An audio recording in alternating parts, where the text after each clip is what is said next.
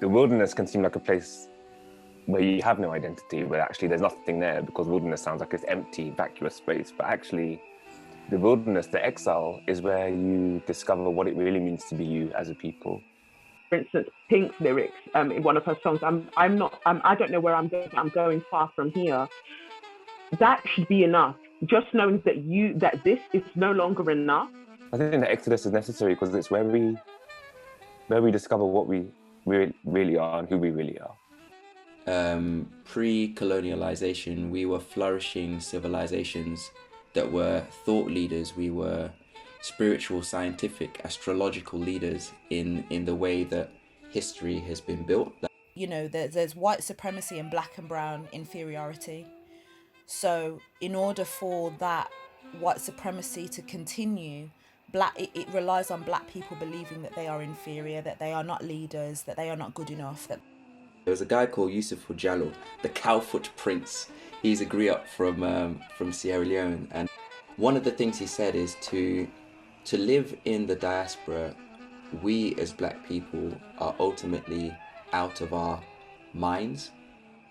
And for me, that's the exodus. Understanding what it is that we are attached to as a people that we need to liberate ourselves from. When you now have that sort of exodus regarding your mind, your body naturally wants to follow, because wherever the mind goes, the body goes, you know?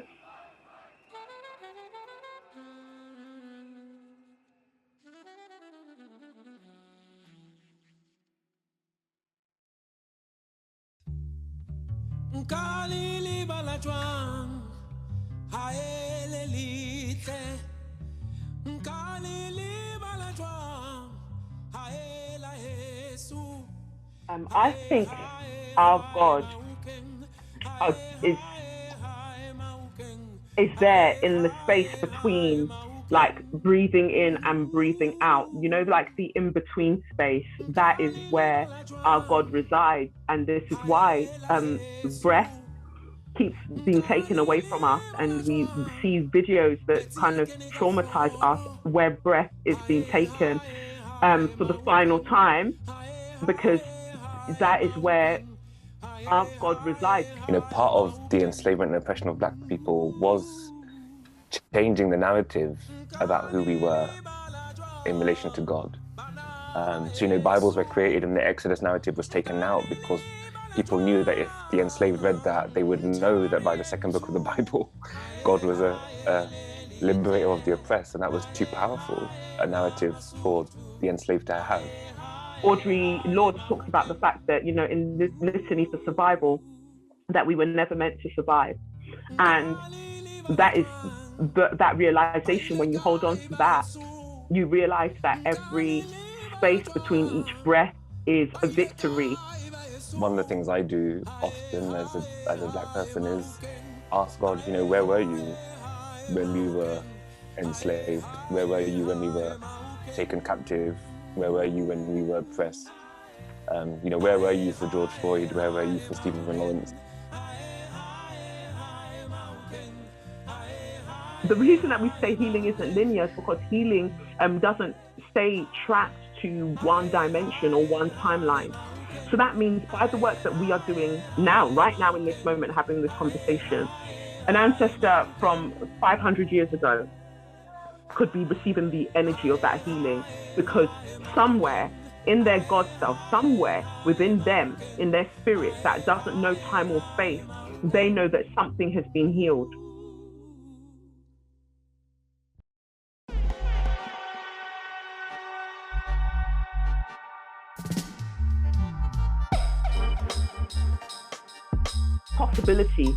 Possibilities are endless, but that collective force, we'd be able to imagine and realize and manifest so much that is for our own good. Like you'd see in terms of community, who would be starving when we are no longer buying into capitalist ideologies of, oh, well, you know, that's just the way the cookie crumbles. You know, the collective power would mean that even reclaiming, for instance, the continent of Africa and being able to realign what the soil and what the environment can provide to something that benefits us as a whole, while telling the people who have, taken so much from it and given so little back to us, that they no longer have that power.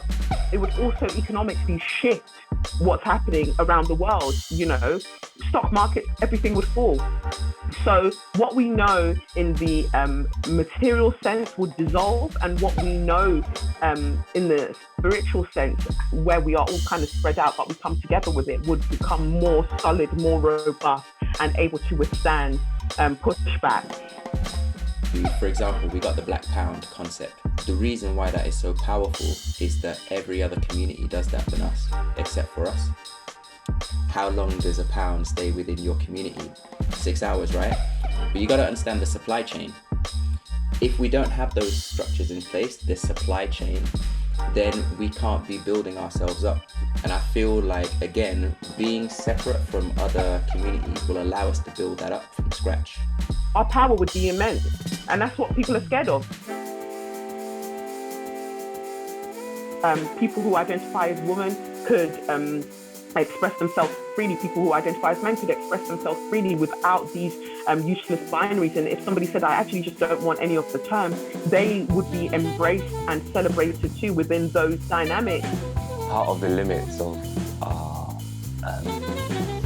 sexual identity and part of the limits of how we understand gender are things that we have inherited because of how we understand God. That actually, as we've received it through whiteness, does to us is it puts everything into a binary. So life is much more complicated than that. We're all many things, right? And therefore, until our understandings of God become broader, I think our understandings of ourselves will be limited.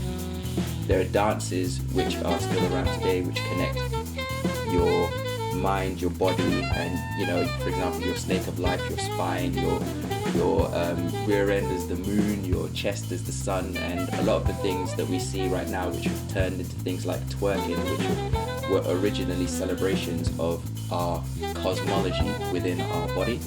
So if we look at some of those things, we'll have a completely different perspective on what we, first of all, are kind of demonizing today, but then also celebrating that actually we were far beyond our years in terms of our connection to a godly power. And I just want a world where Black girls and women aren't spending the majority of their time trying to heal from things that should have never happened in the first place. So I've always taken on a sort of like caregiving role. So from looking after my brothers to then, growing up, I think that those patterns then show themselves because then you then go looking for people that you need to then care for and look after, while resenting that because all you're looking really for is for somebody to look after you. So when Malcolm X says that the Black woman is the least protected in society, he wasn't lying. Like, he saw that, and we continue to see that. Who is out here protecting Black women? Like, what if I was to sit there and be like, okay, cool, I don't like Black women. Why is that? Okay, I had a bad relationship with the Black women in my life. Which Black women in my life? My mother, my sister, my aunts. What made them a bad relationship? Oh, they were too hard, or maybe, which I'm finding a lot these days, which I think is mad, they expect too much of me, right? It's like, okay, cool. So why is it that I felt challenged in a negative way that someone expected or had high standards for me? I am a man, whether I define it or not. Like, I start there. Ultimately, I don't actually need to do anything to prove that. So if I'm a man who likes flowers, I'm a man who likes flowers. Do you know what I'm saying? Like, if I'm a man who is hella emotional, I'm hella emotional. We talk about hypermasculinity, is that men have been conditioned in society to believe that, they don't cry. And that goes back to that whole thing of perception. We're meant to be unbreakable. We're meant to be, some version of what people understand as a savage in their mind, We've emotionally stunted men, and then we're surprised when the way that they express themselves later is violent.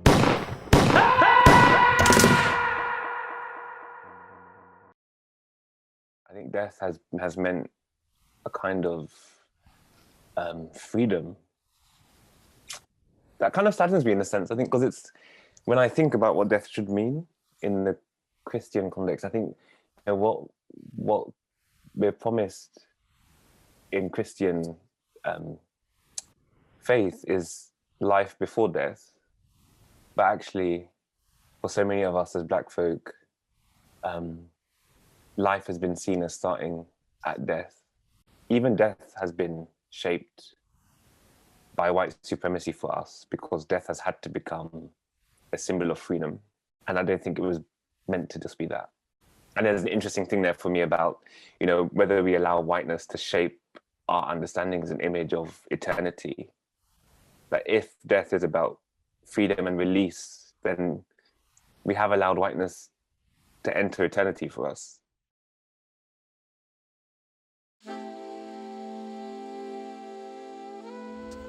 Losing my nan was one of the hardest things that I've ever had to go through. And that kind of connection can never be replaced. Because, you know, everything that she was, I am. But what scares me the most is that so many Black people are now going. They're gone. And if us who are left don't have that connection anymore, does that mean that we're even more lost? Inevitably, though, I know one of my ancestors, and that's really beautiful to me. That all that history, all that love is inside of me, and that my nan is doing more as a spirit than she could ever do in this world. But we have to keep connected.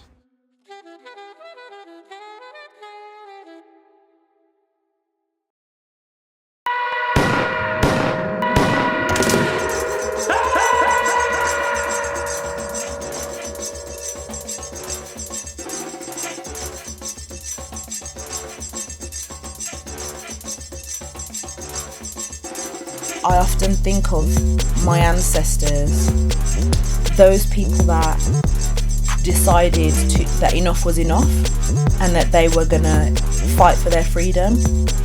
They were only able to get that liberation when they took the process of really understanding the value and dignity of their own lives and knowing that they deserved more, and how precious life is, knowing that they didn't want any more generations beyond them to experience what they experienced.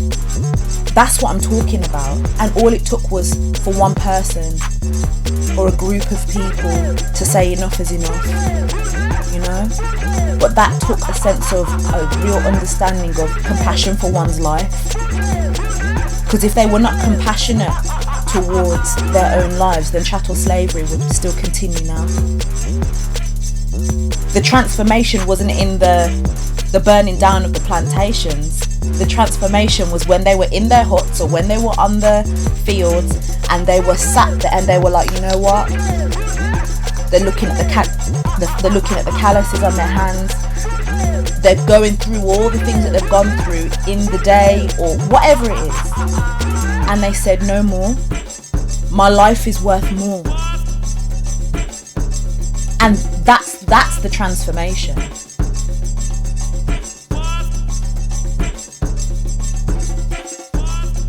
I literally think that we are literally people of the earth. And within Buddhism, we say that we're chanting for bodhisattvas of the earth, so people who are protectors of the earth. When we chant, that's what we're asking for the people to rise up.